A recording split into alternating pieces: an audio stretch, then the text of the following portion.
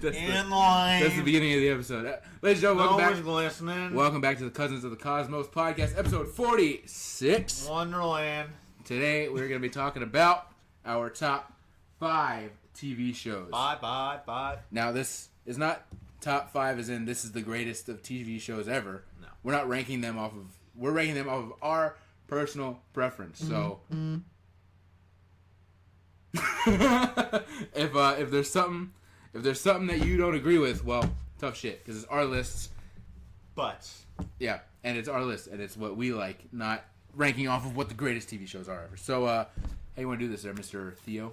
I guess we could just go like 1-to-1. 1-to-1. All right, I'll start with my honorable mentions. Yeah. All right, so rip it off. My honorable mentions, I got a good amount. So, starting off, The Walking Dead. Love The Walking Dead. That's just a great show. Even it lasts a long time. In the later seasons, can be a little much, but it's still a very decent show, even in the later seasons.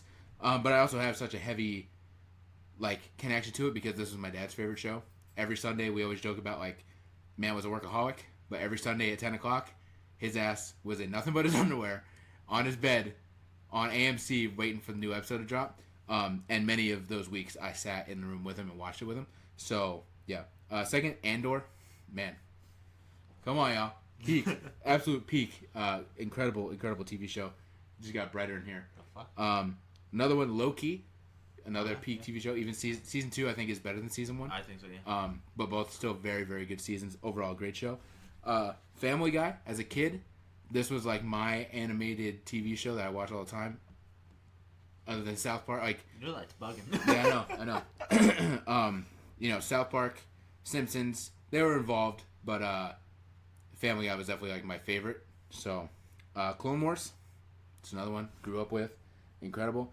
And one that's ongoing right now that I need to really get back into is Sopranos. Mm-hmm. Great show, but I'm still on season 1. I have to get back into it, but I do really like that show. Yeah. So those are my honorable mentions. Yeah, I don't have as many honorable mentions as you do. I'm gonna start off Andor. I also have it on there. Yep. Great show. Peak Star Wars content for sure. Avatar: The Last Airbender. Yeah. I still think to this day probably just the best cartoon, objectively speaking. SpongeBob. It's definitely got to be on my list just for a lot of the jokes and moments alone. Right. I've bonded with friends over that kind of stuff. Right. The Penguin. Ooh, I really fucked with The Penguin. Right. That was a show that's my parents fucked with it, and when my parents fucked with comic book shit like that, I'm right. I know this is actual something good. This is actual real good shit. Right. And then, of course, I got to put the Muppet Show on there. Just anything Muppets in general. I'm going to fuck with it every time. Okay. Good list. Mm-hmm. My number 5, going back into the Star Wars realm here, my number 5 is going to be Star Wars Rebels. That's top tier for me. That's may just be my favorite Star Wars project at anything other than, obviously, Revenge of the Sith. Yeah, peak show. The characters are great. Kanan Jarrus, one of my favorite characters. Ezra Bridger. I'm literally, y'all can see... right here, my name tag here, it says Bridger. I'm named after Ezra Bridger because... If you weren't aware, as a nerd. Right. Well, when I came up with the name, originally, of course, it was going to be Kyle Jarrus, but I felt like that was too close to Kanan Jarrus. So I was like, all right, I got to do something different. So then that's where Bridger came in. But love those characters. Sabine, incredible character. Hera, incredible character. Zeb is a character. Mm-hmm. He's probably my least favorite out of the Rebels crew. Not that I dislike him or anything, but... I just didn't have much of a connection to him. He's just not that plot heavy. Right. He's just kind of the heavy, But yeah, especially the later seasons, the story, man, it gets deep. They start connecting things to the outer Star Wars universe. You know what I'm saying?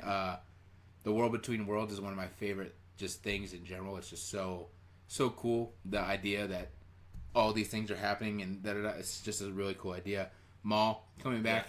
Obviously, Maul in Clone Wars is great, but Maul here where he has had to adjust, and he's now, the old master and stuff like that. He's not what he was. It's just such a good show. Thrawn, finally coming in, being canon, all that. Ezra's sacrifice. Yeah. Even now that we see where Ezra ended up and they're back together, even when I still watch that, I still get emotional watching him do that sacrifice because it's just such a big thing. The epilogue, we watched the epilogue because you weren't really watching Rebels. I remember this is 2018. Right. You weren't watching Rebels. But I was like, hey, it's coming to an end. I think you started watching it on Disney, or maybe not Disney Plus, but whatever you could watch it on. You started watching it, and then you came over to watch that last episode, and man, it was so good. And I just remember when we found out Ahsoka was like still alive, you just were like, oh my god, like just because it's such a cool thing. Seeing after the damn Battle of Endor, Ahsoka's still out there and still so yeah, really really good show. That's my number 5 for sure. Hell yeah. My number 5 is gonna be regular show. This of course everybody's got like a favorite like cartoon from their childhood and stuff like that. This one's definitely one of my favorites for sure.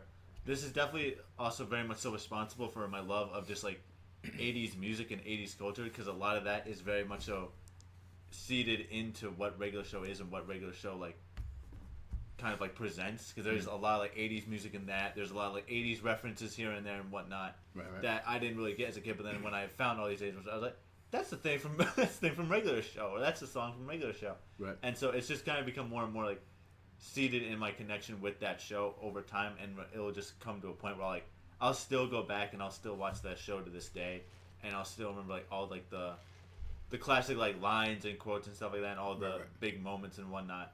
But it also really has like, it's just very funny of how it's called regular show, but it obviously just has like the most wackiest. It's the most irregular show. Yeah, it's the most irregular show ever. All of the main characters are either like animals. Right. The boss is like a gumball machine. right. And they're all just working at this park and living at this house, and just all like the most crazy shit. Like one of the most like famous clips from the show is just like, this unicorn has to win this chess game or the entire world will explode. And the boss just goes like, what? It's just the most like realistic scenario ever, out of the most unrealistic scenario ever. And I think that's just really where a lot of the comedy from that show comes in. That's funny as fuck. And it's so fucking funny. I would definitely recommend it. But it's just a great, funny show. Yeah. I love it a lot. Yeah, I haven't watched it, but I've seen clips over the years and stuff. And definitely out of like the Cartoon Network originals like that and Gumball and Adventure Time, that's probably my favorite one for sure. Like, that's the one I laughed about the most for sure. Yeah, it's so good. It's really good. All right, my number 4 is going to be How I Met Your Mother. This is my Friends. You know, everybody loves Friends. Friends is this huge show. I never really got into Friends, to be honest with you. There's certain things like Pivot I love, and Pivot, when Ross is trying to get the leather pants off. Like, there's scenes that I do love from Friends, but that's my mom's show. That's Grace's show. Like, they love that. But I never really got into it like that. How I Met Your Mother is my Friends. I've seen the whole show like at least 4 or 5 times over. Just watched all like 8 seasons of it. The characters are great. Ted is like such a horrible main character, but something you still want to like root for him. Right. That's just Neil Patrick Harris. Right. Just doing a good job. Well, that's Barney. Oh, Barney. Oh, yeah. He's just a womanizer, bro. He's just like trying to, which is funny because he's gay. But in the show, he's just like this womanizer. Just like, I had sex with 15 women in the past 16 hours, and you're like, what? Like, so funny. Marshall, who's played by Jason Segel. Yeah. Incredible. He's such a great character. Lily and like all the characters are just really fun and really interesting. So many episodes I love. There's one episode, it's like about the best burger in New York. Marshall, the whole episode is based off of when Marshall first moved to New York like 8 years ago. He was all alone, had like barely any money, had no friends, and he wandered into this random burger place and had the greatest burger ever. And the whole episode is all of them running around New York trying to find this restaurant because he didn't get the name. And so they eat like 10 burgers. They're all like dying, and then they finally find it, and he's just like, it's okay. It's so good, bro. It's so good.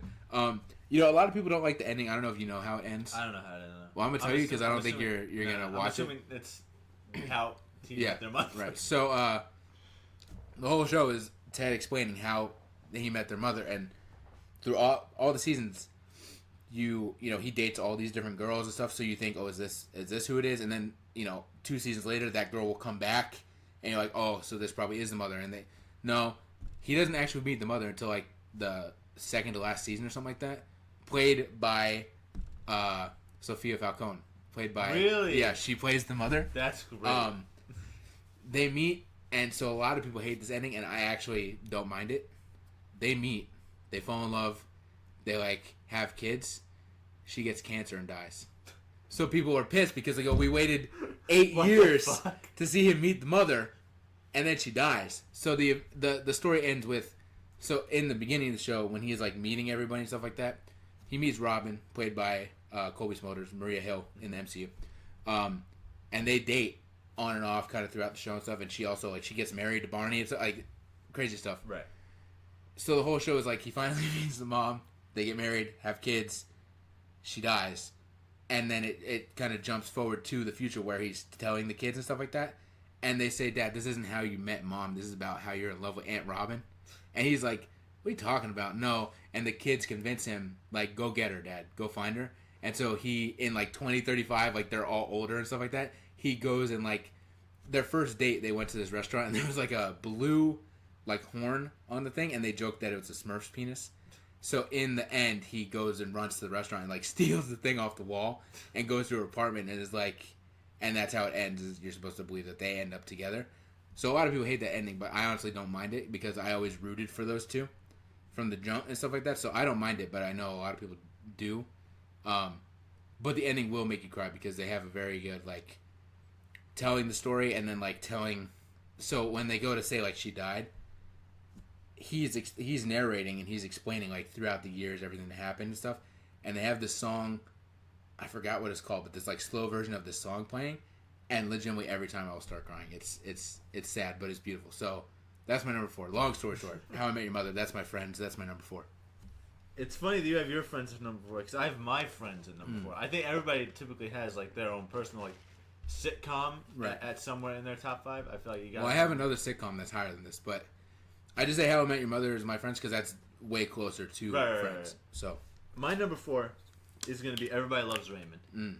This is, I recently discovered this, my unequivocal comfort show more than anything else. Right. Just because I've been watching this show with like my family and stuff like that on the couch, just random episodes, since I was like a little kid. Right. So it's just kind of come to the realization like, holy shit, this has been with me pretty much my entire life. And so I've actually just kind of recently started watching through the entire show because I've never done that before because I've only ever seen like different episodes and whatnot. Right. But I've also talked to my mother about this. You can turn on any random episode and it's going to be funny. Right. Every single time. Like every joke lands. They have such great acting in the whole like plot. Pretty much the plot is just like this Raymond is like the husband of this like Italian family that lives in like Long Island, and across the street, I've seen the show. Yeah. His parents live like across the street and stuff like that, and they're always coming over. Right. And it's just all sorts of like just classic family funny drama and whatnot. But it's just always been with me, so it's just a big comfort show for me. So that's why it's at my number. I have 2 more I want to add to my honorable mentions that popped in my head as you were saying that. Similar to Everybody Loves Raymond, I'll add to my honorable mentions Everybody Hates Chris. That's a great show. Obviously, that's like Chris Rock's childhood or whatever. Yeah. Incredible show. I don't know how much you've seen that, but I've seen clips. It is hilarious. That and Fresh Prince of Bel-Air is another one that I love. That's a good one, yeah. That one, my grandmother, we used to like go sleep over at her apartment, and I remember we would like sleep on the floor in like the living room, and I would stay up till like 2 in the morning watching like Nick at Night, and at 2 in the morning it was either like George Lopez show or Fresh Prince. So at like 7, 8, 9, 10 years old, I grew up watching those and stuff. So that's another one. My number 3, I got my hands right here. My number 3 is gonna be South Park. Woo! This is kind of a more. It's not a recent, but it is a recent in a way. Right. Grew up watching this. Yeah. Like I said, Family Guy was probably my childhood like animated adult funny show. But I definitely did watch South Park, especially like during like 6th, 7th grade, during like middle school. I was definitely getting into South Park. I remember like when watching like when it aired the like Black Friday episode where they did like Game of Thrones and stuff. So I definitely watched it, but it wasn't like super big and stuff like that. But the past like year, I've been full on South Park. I love South Park. I think it's just so funny, man. Like it's funnier than Family Guy. Family Guy is funny, but to me South Park is like way funnier because Family Guy pulls some punches sometimes. South Park, Matt and Trey do not give a fuck. They will. I mean, right now the whole season. They're so topical. The like main character of the whole season is Trump, literally Donald Trump. So it's like, yeah, they're very topical because they do go by week. So yeah, what else can I say? It's such a good show. It's like, just go to it. South Park is always there in like the darkest hour with like just a little bit of light to shed on some comedy. I remember watching like the wrestling episode, the WTF, and like Vince McMahon shows up. Like it's just so good, man. Every episode hits. Like literally, I will laugh at every episode. It's never not funny. So that's my number 3. My number 3 is going to be Parks and Recreation. Okay, you know this. That's another honorable mention. It's just, I've watched this show like through 6 or 7 times. Sorry, but I mean it's just fucking hysterical. I mean, obviously you got like Amy Poehler, who's like an SNL legend. Right. Nick Offerman, fucking Chris Pratt. Right. That's like one of my favorite character. Yeah, your favorite character. One of like his bigger, like maybe not starting projects, but like no, that was definitely like what got him into like right into like the limelight and stuff. I would say that's what got him on the map, and then Guardians is what right. But if he didn't do Parks and Rec, he wouldn't have done Guardians. Right. So, but I mean, like it's just it's so funny how they just make up so many different like situations, even like adjacent to what would happen in like a Parks and Rec government sort of situation and whatnot. Into where it just spirals out into this whole crazy like journey spanning over like 7 seasons or whatnot. Into where it at most points it's not even really about parks or anything like that anymore. But it's so still stupid. Just like so like heavily situational and whatnot. That is a show that I would have never watched, but during like it was probably like 2018 or something like that. You were just so heavy into it that I was like, I guess I gotta watch this show, and then I just watched like the whole show. Yeah, and we were kind of you had finished watching it, but we were kind of like at the same time and stuff. So it was fun to like yap about that. I used to. I don't think I have it anymore. I used to have a Mouse Rat T-shirt. Yeah, that I got a Hot Topic. I think I got rid of it, but I imagine so. Yeah, but I mean, like, I've seen that show so many times. It gets to a point where like, even like what the minor side characters like John Ralphio and whatnot are doing are just like fucking hysterical. Don't be suspicious. Don't be suspicious. Dude, the fucking Cypress fiends are just menaces to the entire state of Indiana. They're great. But yeah, that's my number 3. Okay. My number 2 is going to be my favorite sitcom. It's going to be That 70s Show. Man. Mm-hmm. Oh, man. This is my favorite sitcom. This is my go-to. I feel like everybody, and maybe this is, well, actually, no, this isn't my favorite sitcom. My bad. My number 1 is my favorite sitcom. My number 2 though is That 70s Show. It's up there. It's one of my favorites. Definitely up there. But everybody has a sitcom that they watch when they're sick. You know, you're sick in bed, you're not moving, you gotta put something on. Chances are you're just putting on one of your favorite shows. Everybody loves Raymond. Right. I put on That 70s Show, and I just watch episodes of That 70s Show just on until I feel better. Just so funny, man. Just such a good. I love how it's like a period piece. You know what I'm saying? It takes place in the 70s, but it also like goes through different kind of times and stuff like that and whatnot. Eric is absolutely like Eric Foreman, absolutely hilarious. Just like so relatable. Like him having like the one that stands out to me being so relatable is like him dating Donna and him like having a dream, and the dream is that like she's in his bed in like a Princess Leia costume and being like, come on, come save me, and he's like like just so good. Like every nerd has thought about that at some point, right? Like just very relatable character.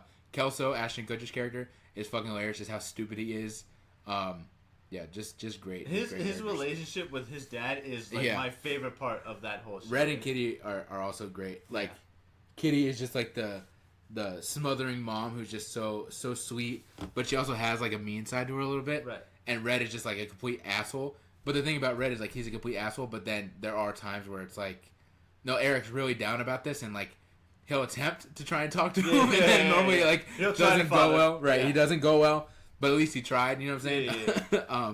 Just such good show. There's like a whole saga where like he gets the Vista Cruiser or whatever, like his first car, and then like I think it gets stolen, and then like he's trying to hide that from Red, but how the fuck do you hide the fact that a car's gone? Like, just so funny, bro. Just so good. And they did not a reboot, like that 90s show or whatever, which was really fun. They got like 2 seasons out of it, I think. That was really fun. I wish they ended up canceling it. I wish they got more because that was also fun. Some of the cast came back, but it was about like Eric and Donna's daughter and stuff like that. That was really fun. I wish it got more. But that 70s show, man. Hyde is another just hilarious character. Yeah, they're all just, Jackie is great, just like the spoiled brat who has to like get put in her place. Yeah, I just absolutely love that show. It's such a good show. But that is not my favorite sitcom. My number 1 is my favorite sitcom. So my number 2 is gonna be BoJack Horseman. I fucking love it. I'm currently rewatching this show again for like the 6th time, like right now. I like to rewatch it a lot, at least like once a year, just because it is just always like it's one of those shows where I can always like learn a new lesson from it and like pick up on new stuff and whatnot. But I mean, it's just so like you wouldn't expect a show like this to be that like serious, but it goes over so many like serious and legitimate like topics and whatnot, like depression, right? Sort of. I see the edits on TikTok all the time. Yeah, there's so many sad edits. I get so emotional with the show, but it just it sucks me in, man. It's so like just phenomenal. A lot of the performances are just very well done throughout all the voice acting and whatnot. The art style itself is just very unique, which I do tend to enjoy a lot more in shows than not. But I mean, like, I cannot just stop watching this show because it just sucks me in every single time. Right.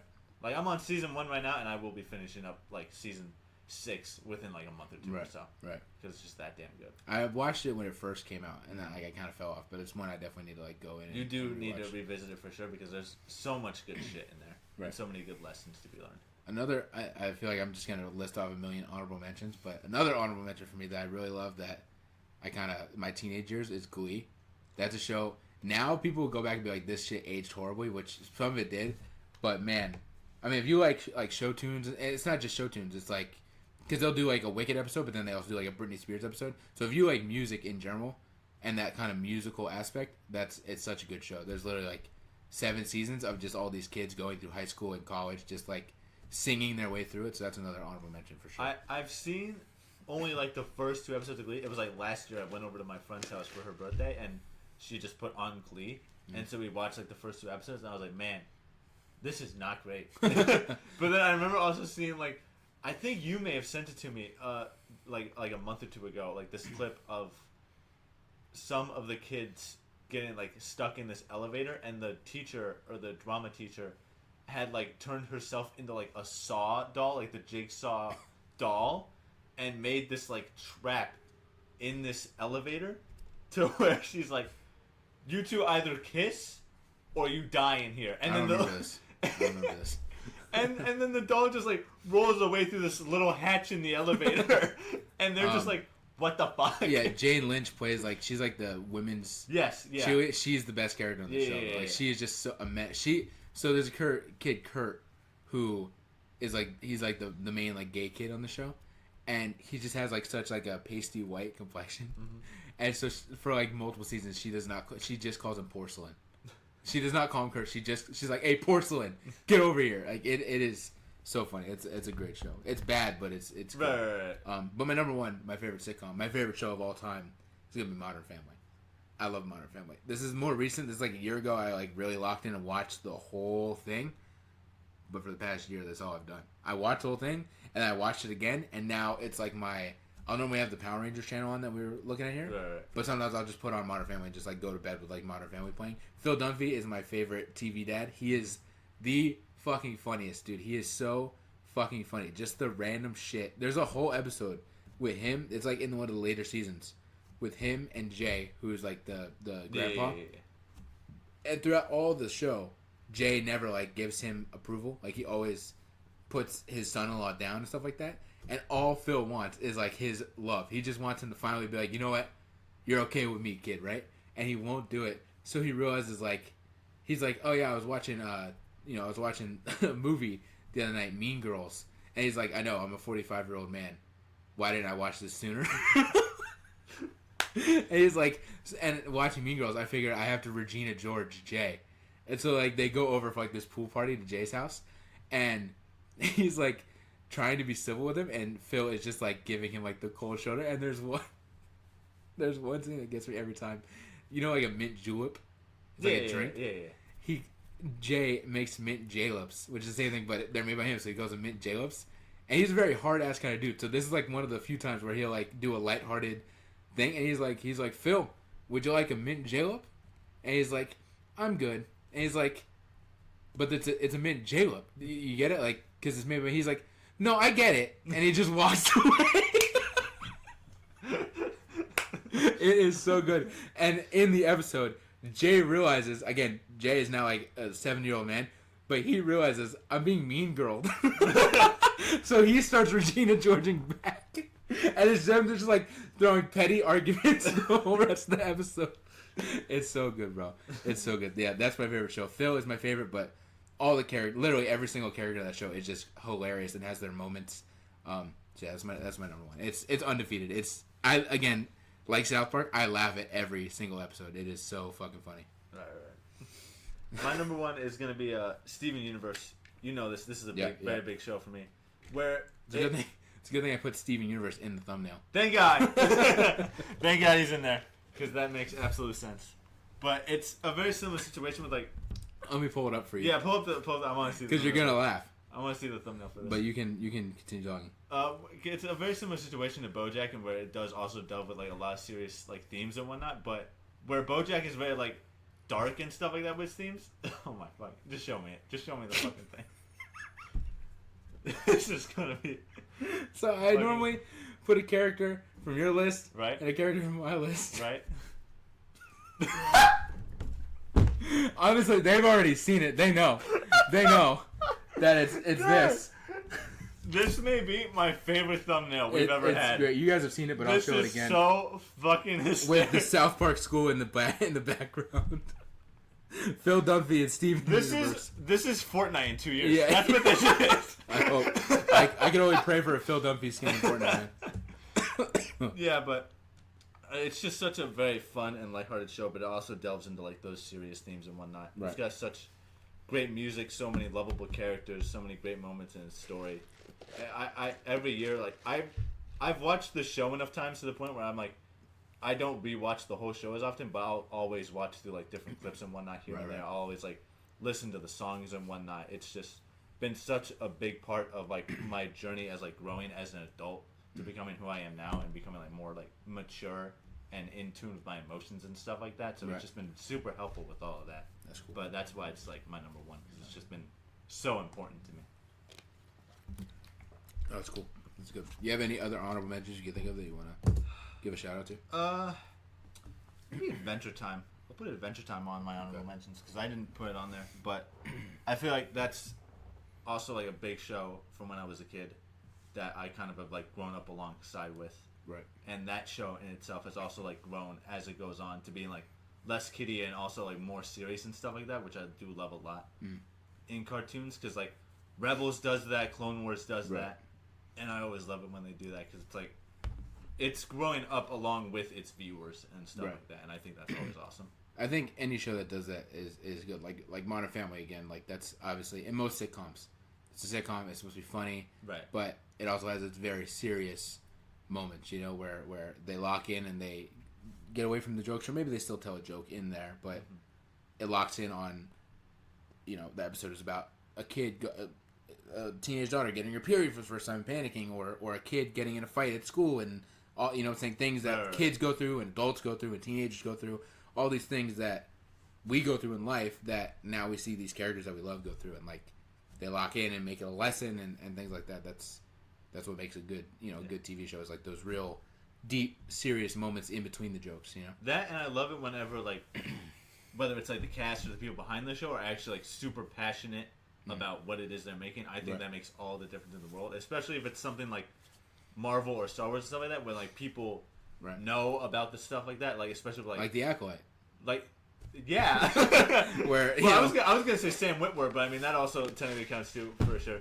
But definitely with like Sam Witwer because I just see clips all the time of him like nerding out doing like interviews and stuff like that for like all of his like projects that he's done with like Maul and like Force Awakens. I always said The Acolyte because like Leslie Headland has been like she's very much a Star Wars fan and very much dives into it, and that's where it's like so ridiculous that everybody was like this breaks canon and they don't know what they're doing, and I'm like this actually is like the Star Wars fan that's like making this shit. So it's like that's why I brought that shit up where she definitely was super passionate about making that show. So yeah. All right, we appreciate y'all watching. Let us know what your favorite TV shows are in the comments. Let us know who we should add to our thumbnail of absurdity. Yeah, for sure.